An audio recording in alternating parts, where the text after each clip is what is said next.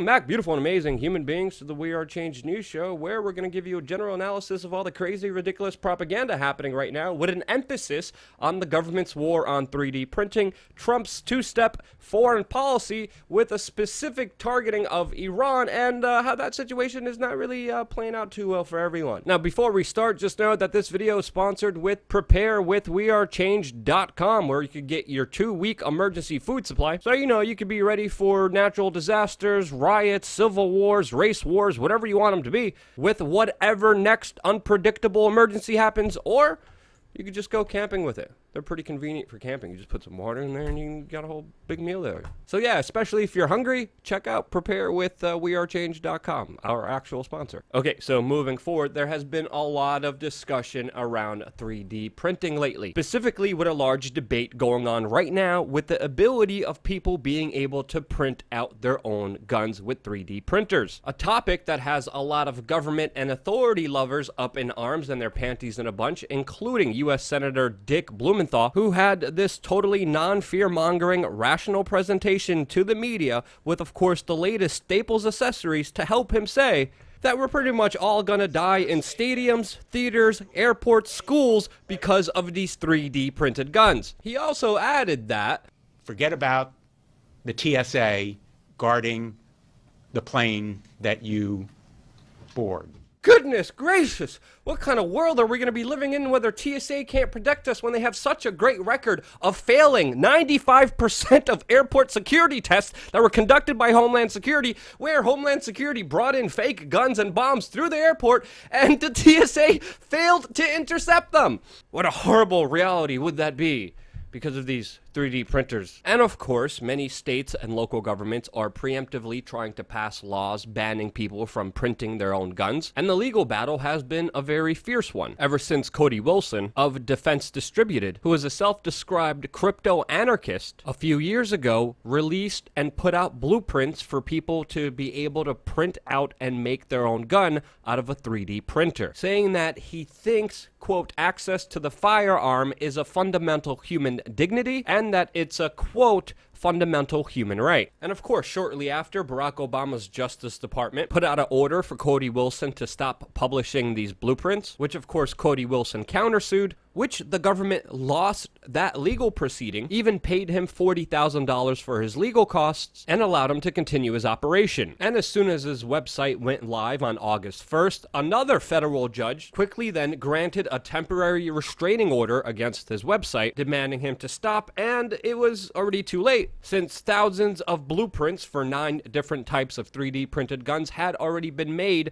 available on the Defense Distributed website. And even though Cody Wilson's website is temporarily shut down, the blueprints are already out there on the internet. And if you know anything about the internet, the more you tell people not to do something online, the more they will do it. Which is one of the reasons Cody Wilson, outside of his office of Defense Distributed, has a tombstone that says American gun control on it, because with the blueprints out there, this is going to be impossible to stop. Now, of course, a lot of government officials, and especially people who are against the Second Amendment, are making the case here that these are unregistered ghost guns that will be used for crime and terrorism, that this will make the world a very unsafe place. And on the completely other side, advocates of this are saying that no, that this will actually make the world a safer place, with more people being able to have guns in order to protect themselves and to be able to stop guys. And people who believe in that argument are pointing to incidences of mass shootings like we saw in Las Vegas, in Florida, and many others, where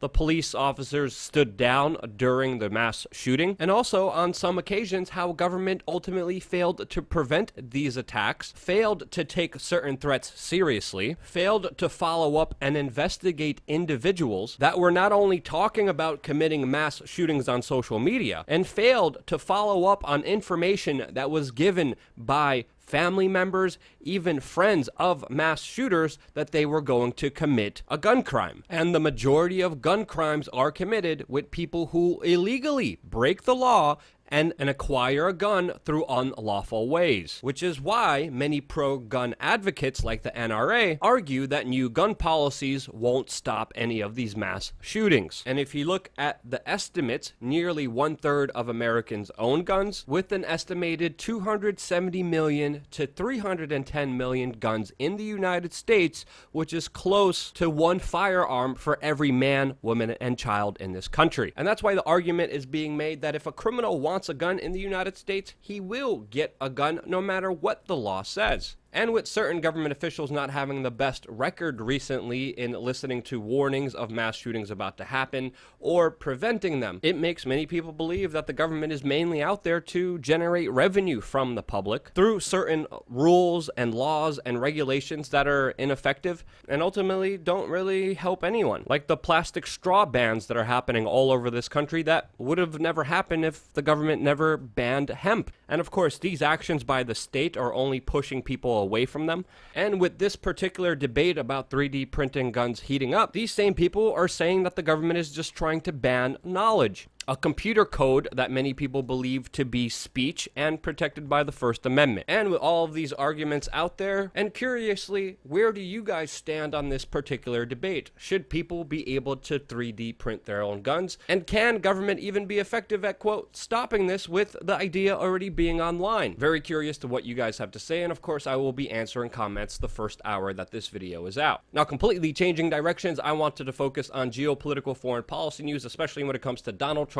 and Iran, since it is clear for a lot of people that Donald Trump's strategy towards Iran is very similar to the one he played out with North Korea. A kind of two-step American foreign policy where Donald Trump insults and threatens a specific country and leader, like he did previously with North Korea and also now Iran, which of course spurs a lot of public outcry and reaction. Then he offers a seat at the table to these countries, sits down with them, makes some compromises, and then looks like the ultimate victor in that entire situation. He also followed a very similar protocol to NATO, where he criticized that military organization very heavily, threatened to pull out, and now is saying, as of 2 days ago, that NATO will be strong again because of him. Now, of course, people are making the argument that this is Donald Trump trying to leverage the situation and publicly come out like he had a success no matter what happens during the official meeting, which Donald Trump tried to effectively do with Iran, offering a meeting with them with no preconditions, only to be contradicted by his own U.S. Secretary of State, Mike Pompeo, who shortly after Donald Trump's announcement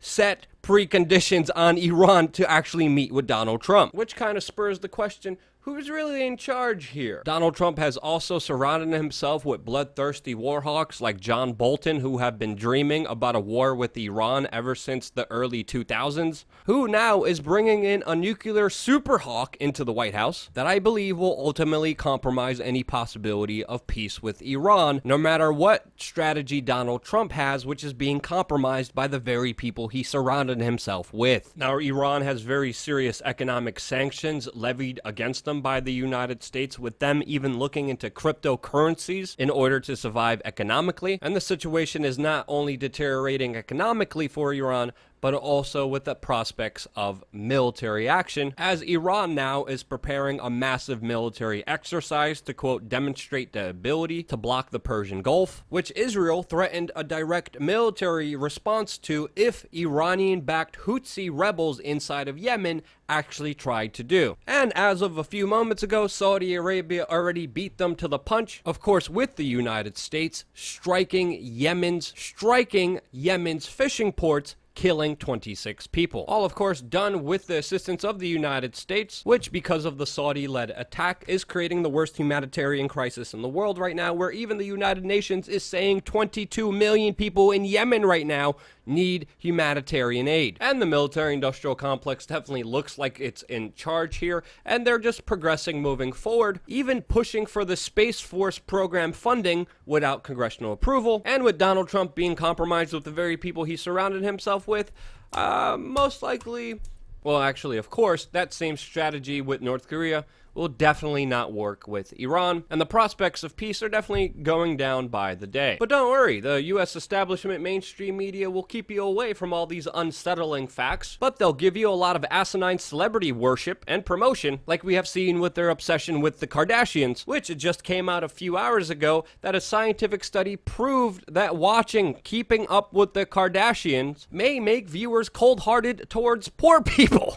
And that's why we could always really rely on the mainstream establishment media to tell us what's really important. And in related media hypocrisy news, CNN is outright shocked and stunned to people not actually liking them with outrage after a number of Trump supporters during Jim Acosta's, the same Jim Acosta, the same, quote, journalist that always interrupts Trump even during his historic signing ceremony with North Korea, was interrupted with people saying CNN sucks during his live, quote, newscast. So yeah, I'm shocked just as you are at the audacity of some people to call out the great reputation that CNN has as a news organization. The audacity that some people have. So yeah, don't forget to take your Ritalin, watch your mainstream media propaganda, drink your fluoridated beer, calcify that pineal gland, and if you're in the United Kingdom, don't forget to clean up your rubbish inside of your car, or of course the government that you fully trust to protect and serve you